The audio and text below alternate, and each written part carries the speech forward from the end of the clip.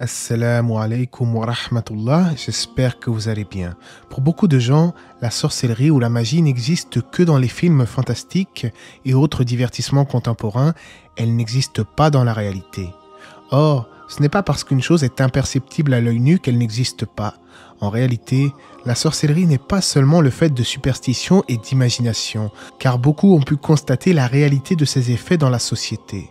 La preuve indiscutable que la sorcellerie existe bel et bien est que cela est mentionné dans les textes de l'islam. D'ailleurs, en islam, cette dernière est strictement interdite. Mais quelles sont ces manifestations? Quels sont les différents types de sorcellerie? On en parle tout de suite après la petite intro.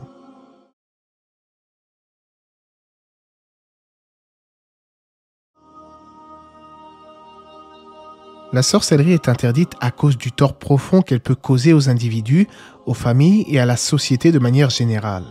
Depuis la nuit des temps, l'être humain est fasciné par la sorcellerie sous toutes ses formes. Il a été mystifié par cette dernière et a trop souvent été inconscient des dangers qu'elle représente. En fait, la sorcellerie est l'une des astuces utilisées par le diable pour égarer les êtres humains. C'est pour cette raison que l'islam nous met fortement en garde contre cette pratique. Allah dit dans le Coran, traduction rapprochée, et les gens apprennent ce qui leur nuit et ne leur est pas profitable. Et ils savent très certainement que celui qui acquiert ce pouvoir n'aura aucune part dans l'au-delà. Certes, quelle détestable marchandise pour laquelle ils ont vendu leur âme, si seulement ils savaient. La sorcellerie est accomplie avec l'aide des diables. Ceux qui s'y adonnent obtiennent l'aide de ces derniers en accomplissant des actes d'incroyance et en adorant les djinns malfaisants ainsi que le diable. Ils font ainsi des djinns et du diable leur seigneur à la place d'Allah. Une fois que les démons sont satisfaits du sorcier ou de la sorcière, ils font tout ce qu'ils ou elles demandent. Un érudit contemporain a mis en garde la communauté musulmane sur ce danger en disant « Le mot sorcellerie est un terme qui fait référence à une chose cachée. Elle est bien réelle. Il y a certains types de sorcellerie qui peuvent affecter les gens à la fois psychologiquement et physiquement. Ceux-ci peuvent tomber malades et même mourir ou bien des époux peuvent en venir à divorcer. Il s'agit d'une pratique diabolique qui ne peut être accomplie qu'en adorant d'autres divinités qu'Allah et en créant des liens privilégiés avec les suppôts du diable.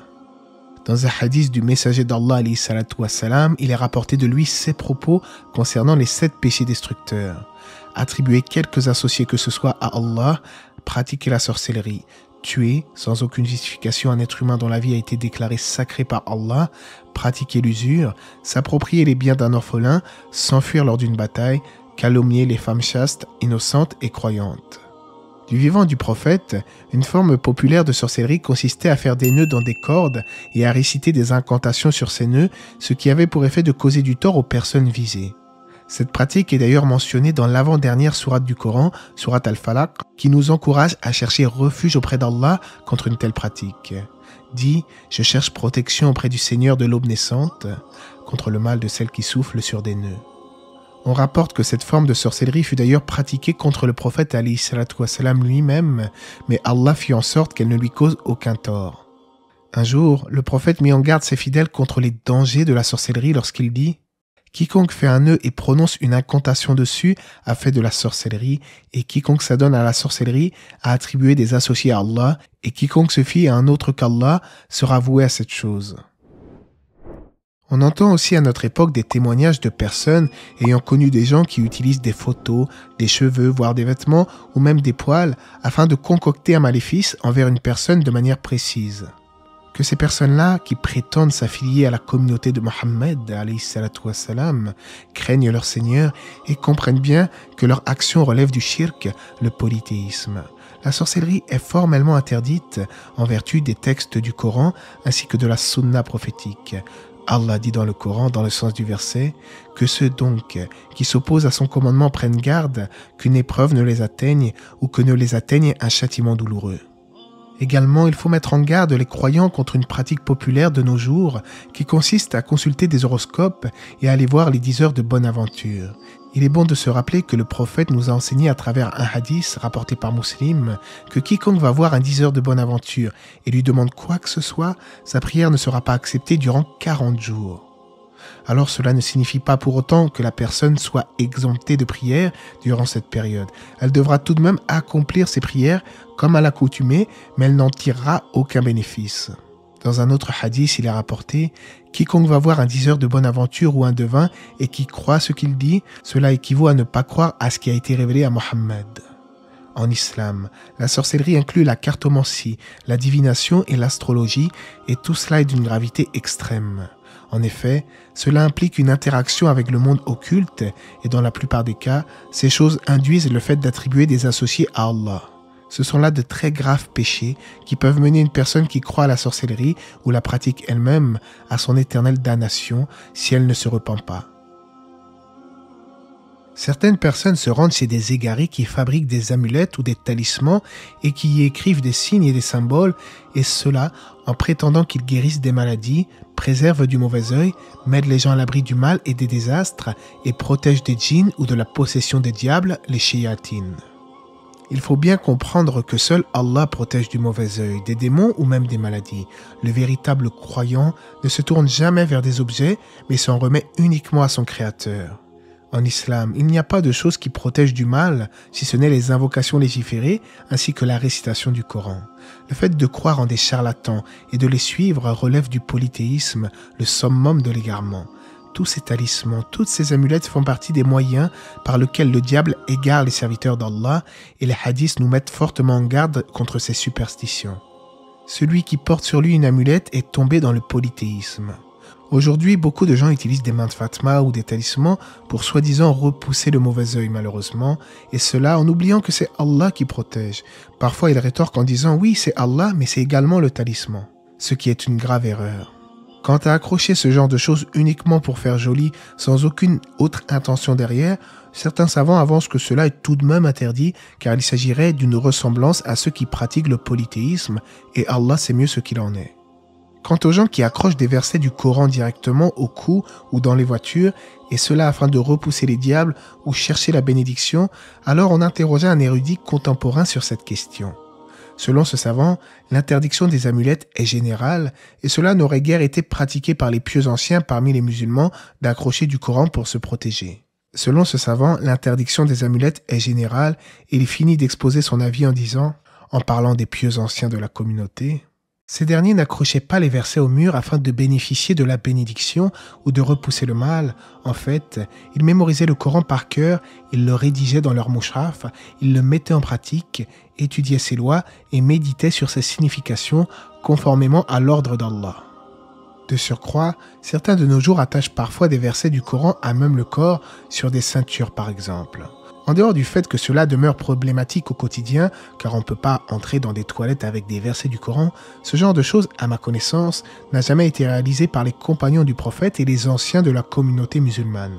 Faisons donc très attention à ce que nos actions ne s'assimilent pas au port des amulettes et autres pratiques prohibées par notre belle religion.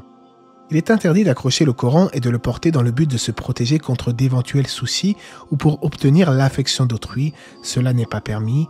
À notre connaissance, il n'y a aucune divergence à ce sujet.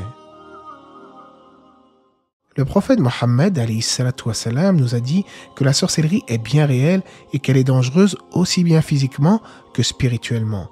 Le croyant doit donc se prémunir de cela en vivant sa vie en conformité avec la législation islamique, en accomplissant ses prières quotidiennes, en récitant le Coran et en plaçant sa confiance en Allah. Toutefois, nous aurions tort, dès qu'un problème survient ou que nous tombons malades, de croire systématiquement que nous avons été la cible de sorcellerie. Bien trop souvent, les gens s'imaginent avoir été frappés d'un sort et se tournent eux-mêmes vers la sorcellerie afin de se libérer de ses effets. Il va de soi que cela est totalement inacceptable. Le mal ne peut d'aucune façon être éradiqué par un autre mal. Le mal ne peut être éradiqué que par le bien. Il existe plusieurs maladies affectant le corps ou l'esprit qui miment les effets de la sorcellerie. Une personne devrait donc toujours s'assurer de consulter un professionnel de santé avant de s'empresser d'en venir à la conclusion qu'il a été victime de la sorcellerie. Mais la sorcellerie existe bel et bien dans certains cas et cela peut servir de test pour nous afin de nous apporter une grande rétribution si nous endurons notre destinée avec patience. Il est bon de se rappeler que rien ne se produit sans la permission d'Allah et qu'Allah peut annuler chez une personne les effets de la sorcellerie sans que cette personne n'ait fait quoi que ce soit en ce sens, car certes, il est capable de toutes choses. Quand il décide une chose, son commandement se résume à dire « sois » et elle est aussitôt.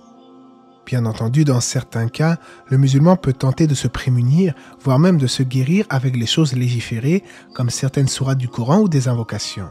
Cela crée en effet une barrière protectrice entre une personne et le mal de la sorcellerie. La première sourate du Coran est connue comme une des plus grandes formes de protection, de même que les 3 dernières sourates, ainsi que le verset 255 de la sourate Al-Baqarah, Ayat al-Kursi.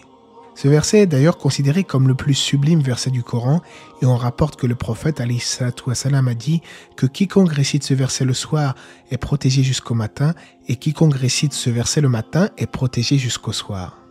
Dans la deuxième sourate, le Coran parle beaucoup de sorcellerie et cette sourate entière constitue la meilleure protection contre les maux de toutes sortes. Il est bon de réciter cette sourate avec assiduité et de méditer sur ses sens profonds. Il est dit notamment dans le sens du verset: ils suivirent ce que les diables racontent contre le règne de Suleyman, alors que Suleyman n'a jamais été mécréant, mais bien les diables. Ils enseignaient aux gens la magie, sorcellerie, ainsi que ce qui est descendu aux 2 anges Harout et Marout à Babylone. Mais ceux-ci n'enseignaient rien à personne qu'il n'ait dit d'abord: nous ne sommes rien qu'une tentation, ne sois pas mécréant. Ils apprenaient auprès d'eux ce qui sème la désunion entre l'homme et son épouse. Or, ils ne sont capables de nuire à personne qu'avec la permission d'Allah. Et les gens apprennent ce qui leur nuit et ne leur est pas profitable. Et ils savent très certainement que celui qui acquiert ce pouvoir n'aura aucune part dans l'au-delà. Certes, quelle détestable marchandise pour laquelle ils ont vendu leur âme, si seulement ils savaient. Chaque croyant, qu'il soit ou non affecté par la sorcellerie, devrait s'en remettre à Allah seul et se fier à lui en toutes circonstances, sachant que son Seigneur ne fait pas apparaître un mal sans fournir son remède. Allah nous a donné des moyens de traiter les gens affectés par la sorcellerie et de nous protéger nous-mêmes contre ses effets. La première chose à faire est donc de se tourner vers lui et de l'invoquer en début de journée, le soir et même après chaque prière. Allah est le seul qui puisse annuler les effets de la sorcellerie. Il répond aux invocations de ceux qui l'invoquent. Par ailleurs, en plus de maintenir une bonne relation avec Allah, de chercher refuge auprès de lui et de placer notre confiance en lui, le fait de s'efforcer d'agir en conformité avec ses lois et d'éviter les péchés peut également nous apporter une certaine protection contre la sorcellerie. Comme nous l'avons vu tout au long de la vidéo, en islam, tout type de sorcellerie est formellement interdite et celui qui s'y adonne risque la perdition en se dirigeant clairement vers la mécréance. D'ailleurs, beaucoup d'érudits voient que le sorcier n'est plus musulman. Ainsi, comme je le disais, le remède face à celui qui est touché par la sorcellerie n'est autre que le Saint-Coran et les invocations légiférées, et non de se confier à des charlatans qui prétendent faire de l'exorcisme par des procédés sataniques. De plus, je donnerai un conseil qui consiste à prendre garde à se déclarer touché par la sorcellerie de manière précipitée comme je le disais. Il se peut parfois qu'un mal ne soit autre qu'un trouble psychologique lié uniquement à la psyché de la personne. Parfois, il est probable que le diable en rajoute et vous insuffle des waswas en plus de votre maladie, en auquel cas il ne serait pas forcément question de sorcellerie. Qu'Allah nous préserve donc de tout mal et nous guide tous dans le bon chemin. Allah c'est mieux. J'espère que cette vidéo vous aura été profitable. N'hésitez pas à la partager. Que la paix et les bénédictions d'Allah soient sur le prophète, sa famille et ses compagnons.